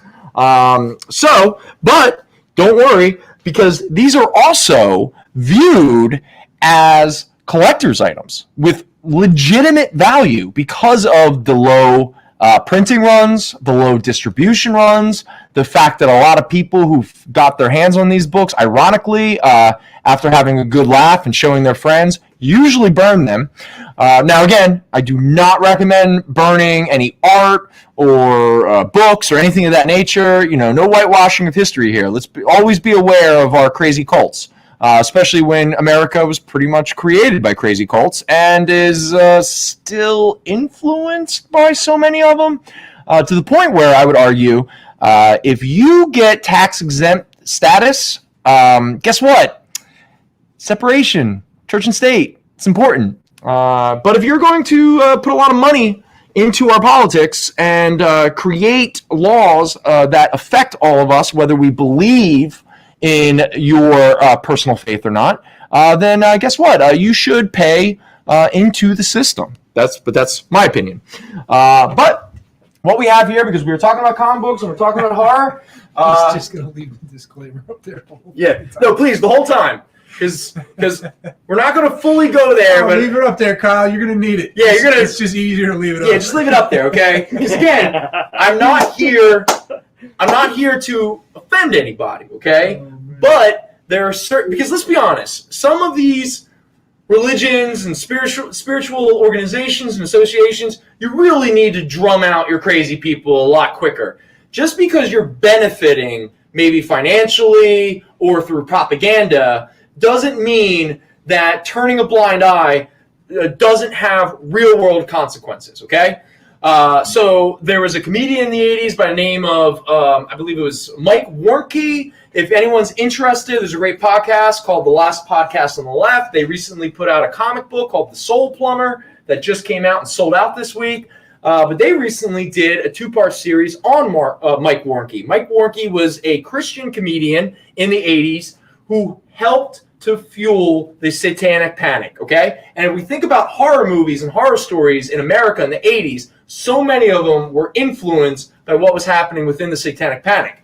The other person who played a major role in the architecture of what would become the satanic panic is this gentleman here by the name of John Chick, okay? So John Chick would do these little chick tracts, where these small little sort of almost like flip books. And at the end of the book, if you were gay, if you were a race that wasn't white, if you were Catholic, Jewish, Muslim, gay, whatever the case may be, more often than not, by the end of the chick tract, you were going to hell, and then you were going to see a very graphic illustration of all of the gory, terrible things that were going to happen to you in hell. Again, Halloween, baby, it's all horror. Well, at some point, the chick tracts turned into comic books. Comic books with legitimate value here, folks. So this is the very first issue of Crusaders. Crusaders Volume 1. Now, just so we're clear, they're not issue numbers for some reason. Each issue is a new volume. I don't know. I guess he didn't fully understand what comic books were. But here you go. Operation Bucharest, which is all about how Marxism and communism is going to lead everybody to hell. And then you get The Broken Cross, all about how all of the hippies were going to inevitably lead all of your children to hell. Again, everyone's going to hell. What's he saying to the hippies? Don't you tell anyone what you've seen. Oh, that's a crooked cop? Yeah. Oh, yeah. That's No. yeah. In fact, where's that? Pull out that. Look up Crusaders. It actually says what some of these. I was going to make really copious notes about this stuff, and then I realized if I did that, I've just stood up here for 2 hours and just raged and been a real asshole, and I'm not here to do that. Here you are. This is a little issue called Scarface, where a young African boy is brutally deformed because he doesn't believe in God. He believes in a bunch of their own cultural gods and deities. But it's okay, because at the end of this book, when he takes Jesus into his heart, God fixes him.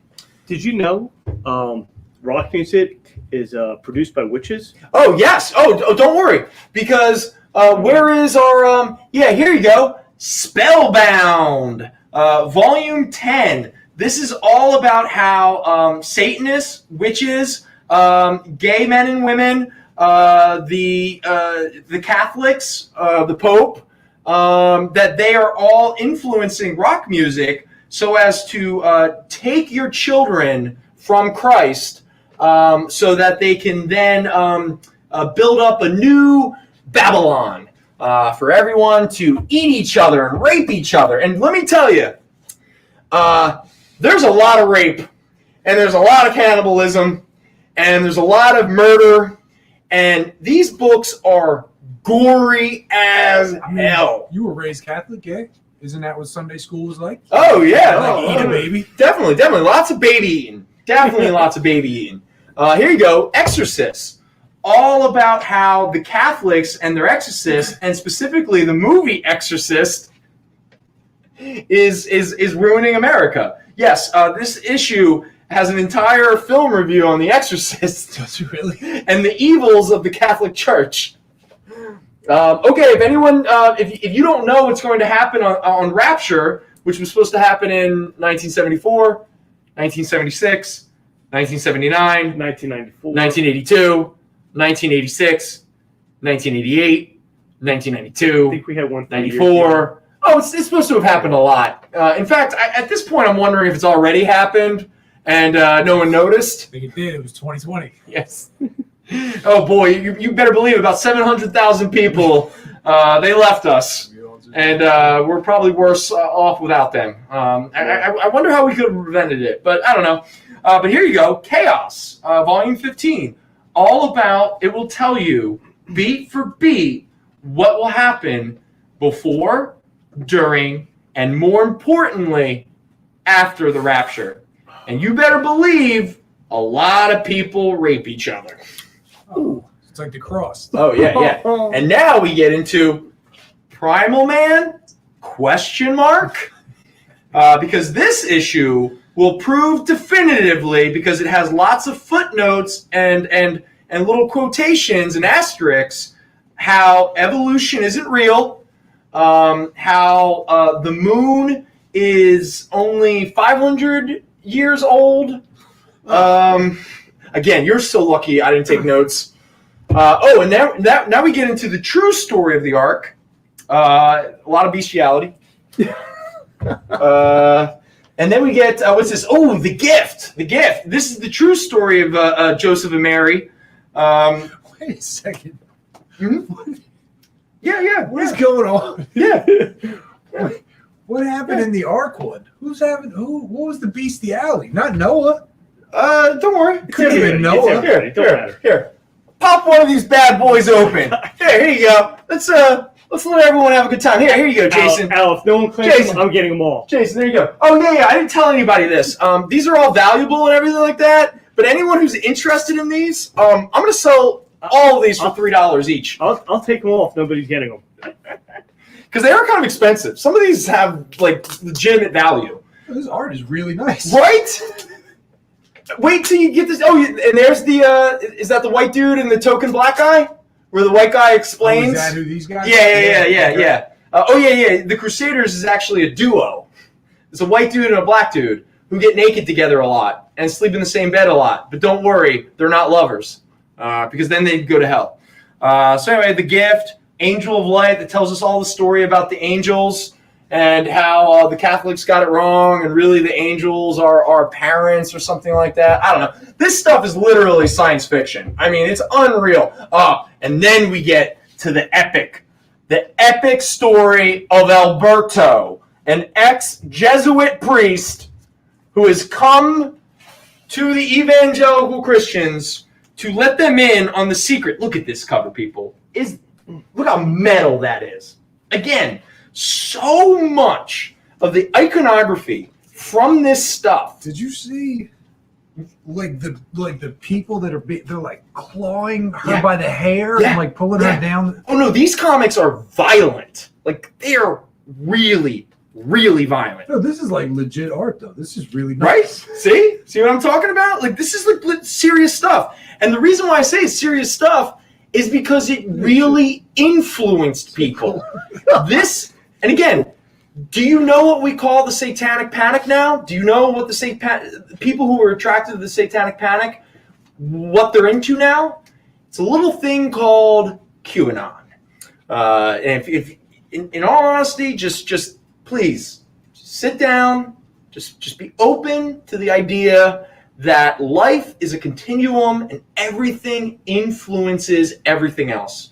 And so forth, there are echoes of certain things that you don't think is a big deal at the time, but later down the line become a big deal.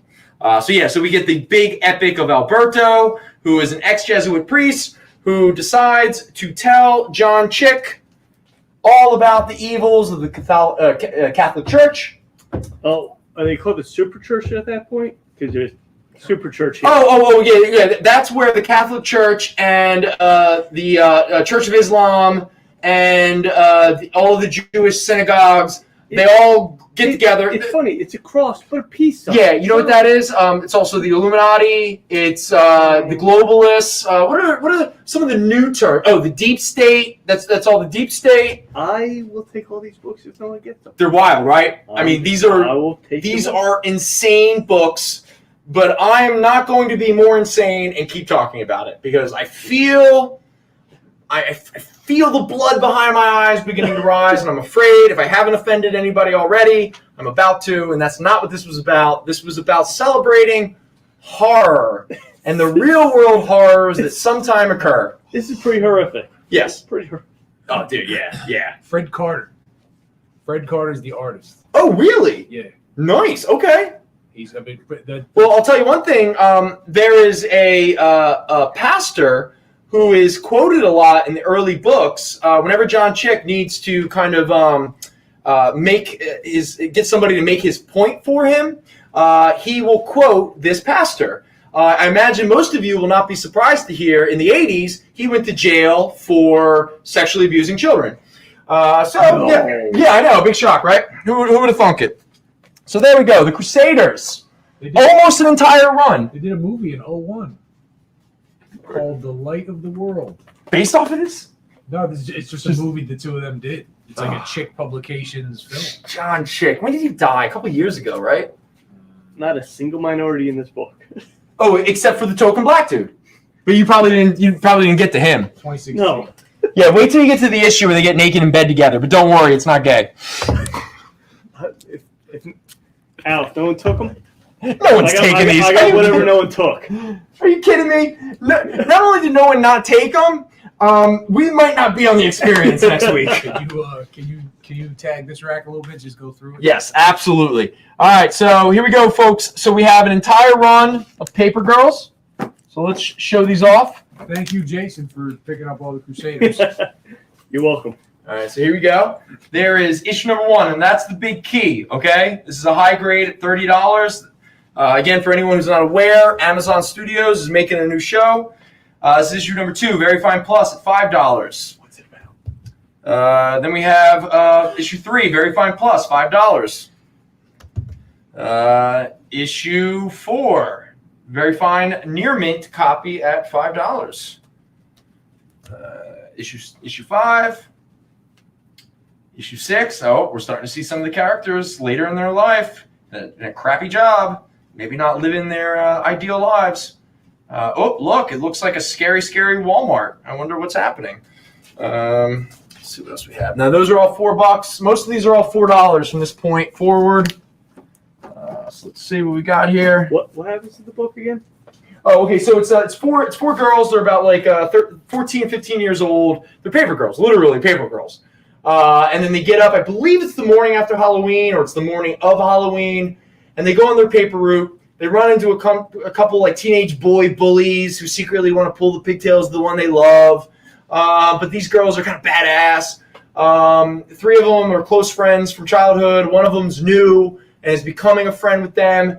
And then in the course of this morning and running away from these bullies and stuff, they run into these weird people who talk in these strange, broken sentences, and it looks like they have some strange costumes, and no one understands why, and they have these weird, like, artifact kind of technology with them, with, like, a strange, like, Apple symbol and stuff on the back, and then they get caught up in this time travel adventure, and there's these, like, different little societies all trying to vie for... Like, it gets bug shit insane. It's a great sci-fi story, but inevitably the story truly is about the relationship of these 4 girls and pretty much the concept of kind of, again, you look at the future when you're a certain age, especially at that age, you look at the future and it's just there, out in front of you. It's just an infinite possibility, yet really it isn't. There are so many factors that are completely and utterly out of your control. There are so many choices that you make that you can't even fully recognize what the consequences could be. And a lot of times those consequences actually affect more often than not your relationships, the relationships that you should probably hold on to more than any others. And again, it's an adventure thing and all that kind of stuff, and you deal with regrets and guilts and shames and all this kind of stuff, but it all comes together and it really sticks the landing. And if I had to say anything, again, it's like Stand By Me. There's that moment at the very end where the Richard Dreyfuss character, Gordy, he has that line, you'll have no friendships like the ones you had the summer when you were like 12 or 13 years old, you know. My one, Stand By Me is overrated. Stop. Are Sit you back down. what? Sit down. Yeah. Sit down. That's right, I said it. Sit down. So we got Paper Girls number 8. And Ghostbusters 2 is a better film. Paper Girls number 9. Paper Girls 10. 11. 12. 13. Jason, have you read Paper Girls? Or not? 14. No, that's what I'm Not at all. asking. Yeah. No, it's exceptional. Like, it's one of those series I recommend to anybody if they're looking. How would you rank it in his? Because you pretty much enjoy all his. Yeah, definitely. It's one of his best, but I don't know. Oh, hey, that was good. That was good, Kyle. That's a good line. So there we go. In fact, yeah, you probably upset more people with that statement than I did with my Whatever, that movie's overrated. issue 15, issue 16. Now all these are about $4. 17, 18. Look at all this awesome art. 19, and you even start getting kaijus. Look at that. That's where you know this book starts getting insane. Now you have kaijus up there. And then issue was this 21 and 22. All right. That's 16. I'm back. And then last but not least, now again, this is a complete run of Paper Girls except for the final issue number 30. That's the one we do not have. Okay. So here we go. 22, 23. 24. Oh, yeah, I forgot to mention, mortality and death is a big theme in this series. Surprise, why I love it so much. Oh, yeah, and also very progressive ideas in regards to love and intimacy and the relationships that we build throughout our lives. And be honest about who you are. Repression is very, very dangerous. Issue 25. And then you get into the final run. Fred's talking shit about Yeah. it. 26, Fred's saying. 27, You got a question from Mr. Chambers. 28, 1 second, and 29. And again, like I said, no 30. Yes, Mr. Chamberlain, what is your question? Fred wants to get got right now. You can't hear him talk. Sure. What is the question? He read 1 to 5 of Paper Girls, And he didn't like and it? it did nothing for him. Did not. Well, I mean, Will it get better? The alien thing was not his cup of tea. I'll say that. I'll say this. If it doesn't grab you in that first 5 issues, which would be the first trade, then it's probably not for you. That's very possible. It's very anachronistic. But if you're willing to give it another shot, we have most of it for sale. Yes, yeah. We have all the trades, I think. By 6 through 29, it'd be good. Yeah. Except that last issue. Yeah, except for the last issue. What time is it? What do we have for time? What, 4 or 5 minutes? Oh, we got 4 or 5 minutes? All right, so before let's finish off with these Warren Ellis, Juan Jose Rip. All right, so back in the late 2000s, Warren Ellis did this series of a superhero trilogy, okay? Published by Avatar, but I'm going to be honest, this is good Avatar. It's not just like Warren Ellis pulled some weird script out of the back behind his toilet and gave it to Avatar, kind of like Alan Moore does, and sells it for $20. But anyway, this is the one where in this issue 0, it's also extremely topical because this is during the Iraq War and the second term of W. And so this character here, who was sort of the Avengers of America at the time, he decides that nothing's going to change. So he walks into the White House, he kills W, and then he walks to the press corps and he says, "Time for new free elections." What That I'm. Yeah, well, it's dealing with the fascist tendencies of the superhero genre, while at the same time acknowledging that most superheroes just maintain the status quo, and sometimes maybe it's for the best to throw the world into complete and utter chaos with the hope that humanity will rise to its best instincts. But you're going to learn very quickly that Warren Ellis isn't that optimistic about humanity, and guess what? It doesn't go well. But if you're looking for just insane, Juan Rip's art is unreal. The level of detail. Oh, and these are all wraparound covers, so you get just pure cinematic comic books. This was the first one, Black Summer, where they all have these technical sort of superpowers and stuff like that. Just complete and utter chaos, a cacophony of insanity. That all these issues are $5. And I believe this is an 8-issue. They're both 8-issue series. They're all complete series, beginning, middle, and end. Black Summer. Yeah, I love this. I don't think you might still be able to get copies of these in trade, but I don't think this company has much longer to go. No, as far as like new product, because they don't put new product out. They don't put not at much, all. just clearing out their stock. Yeah, and this, I mean, they might have put it back out in a trade, but this was out of print for a decade. No, like whatever they had, because every sale they have in previews is like $5.99. Just getting rid of stock. They're just getting rid of stock. Yeah. Now this one is even a lot more. Okay, so No Hero is the basic concept is a Timothy Leary-esque character creates a superhero pill that if you take the pill, you might get superpowers or you might go insane. And so decades later, this young vigilante is looking to join the team, and he ends up joining the team, but he might not be who you think he is. And the series, as it gets near the end, becomes very profane, very gory, very violent, and very, very cynical.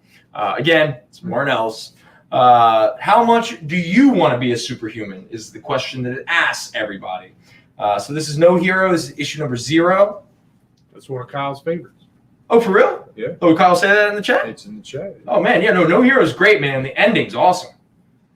I don't want to give anything away, but I'll tell you one thing. It didn't give me superpowers, but I'm pretty sure I've ingested some substances that caused me to have this experience here. All these issues are also $5. It's an 8-issue series. $5 a piece. How much for the set? 8 times 5, what is that, 40? Yeah. $30. $30 for the set. For the set. There you go. And again, the artwork is next level. Sold to Kyle. Oh, for real? Oh, Thank you, Kyle. Is he taking No Hero? that guy. He's taking it. That's All not right. fair. That's not fair at all. What are you talking about? Controls your chat. You're sitting right here. Yeah, you're You're literally. in the. You could have just picked it off the Trying to shelf. find if I want it. And again, it's been sitting up there for 3 hours. Hey, he'll pass it off to you if you want it. No. Hey, man, if you want one, dude, Black Summer is excellent, too. But I did hold on to Super Gods. That's one that I definitely wanted to hold on to. We're coming up on it. Oh, we're coming up on the I end? mean, yeah, we don't have a hard out. But coming up on it. We don't have a hard out, so we don't have to completely. All right, so we kind of got through a lot tonight, right? I mean, we can have a little assessment here of the show. Everybody, let us know during the week what you thought of the new setup. Well, I mean, you know, at least we didn't have the tech issues, right? As far as I'm aware. That's what I'm saying. Like, you know. Yeah, nothing bombed out. I mean, even last week, I heard we had even some issues on the experience, and that was one of the few things that. Now, last week was terrible. Right. From what I heard, it was like borderline unwatchable. Right, but the crazy thing about it is, like, what was different about last week? The interwebs. Well, it's a different computer. Yeah, well, now we're trying one of the Macs. But again, I'm impressed that the Wi-Fi held up. Hey, Mike, if you're watching, am I leaving everything here? I got to break it all down. Mike, can I tear up this internet, please? How much for Paper Girls 6 through 29 for Mr. Chamberlain? 6 through 29. All right. No. Finish the series. No, he wants to finish most of it. No. So what do we? Issue 6. Where is it? 2, 3, 4. There's 5. What happened to 5? Oh, there's 5. All right, so 6. So like 1, 2, 3, 4, 5, 6, 7, 8, 9. 10, 11, 12, 13, 14, 15, 16, 17, 18, 19, 20. It is easier to watch with me off screen. So it's 24 issues altogether? Yeah. And there's $4 each? So that's $88. But if he's going to buy all of them, what do we want to do? Do them at $3 each? 24 at 4 is $96. All right. But if we did $3 each, like cover price? Yeah, Mr. Chamberlain, how's cover price now? Yeah, we can do them cover price. So that would be a total of so what did I say? That's 24. It's 24 issues at $3 each. So $72. So 72. Let's say 70. We'll say 70, but it's going to be a little hefty to ship too. So factor that in. It's going to be like probably $16 shipping. Okay. Or you could show. So keep that in mind. Or you could just pick them up next weekend when you're in town. Show up. If you're coming to town. Are we definitely doing that? Is it? I'm game for it. So your game, Fred's in. Mr. Chamberlain, yeah, you got $3 an issue. That's no problem. All right, cool. And you're a possibility next Saturday? Yeah, that's fine. All right, cool. Because again, who knows? We might not even sell any comic books. It might just be the four of us just sitting and testing different platforms and just bullshitting. A couple drinks. Because I'd be curious. I want to see what like Twitch is like. I want to see what it's like if we can do the Instagram TV. I'd be curious to see what kind of avenues or platforms we can do. Because no offense to Facebook, but we're on Twitch right now. We're on Twitch right now? So say it, Kyle. Oh, through like with the YouTube experience. I guess. Yeah. I mean, I'm curious, and if anything, it would give us a. You got his email. Yeah. You got it. Yeah, all right. Mr. Chamberlain, Jason will be in touch with you. Yeah. So anyone who's watching us right now that isn't Mr. Chamberlain, we are talking about doing a. Let's finish our private conversation. Well, no, I'm going to do the one thing to promote. Like that's the thing. Like that's the other thing where I don't want to like get too crazy or maybe try to sell books because we can't really promote it. We don't fully know what platform we're going to do. What'd you say? 70 for the set. 70 for the set. Yeah. Real quick to everybody watching, just go to our Facebook page with links for Mike's show tomorrow, and we'll be back next week for sure, but maybe not.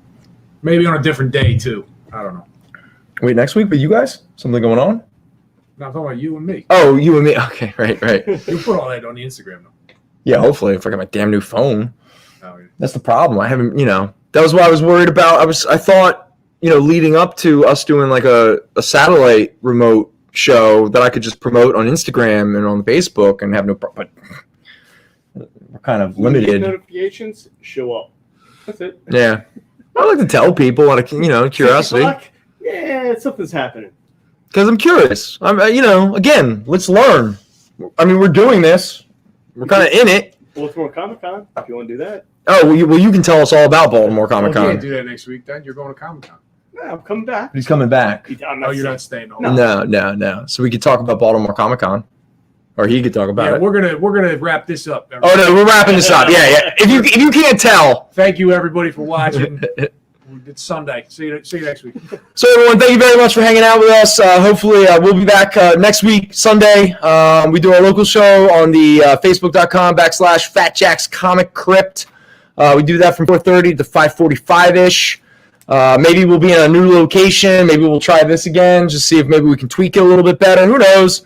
Again, we're just trying to make this a better product in terms of if you pop in to check us out, you're not watching us do little sort of teleportation as we freeze and one moment one book disappears and another book shows up.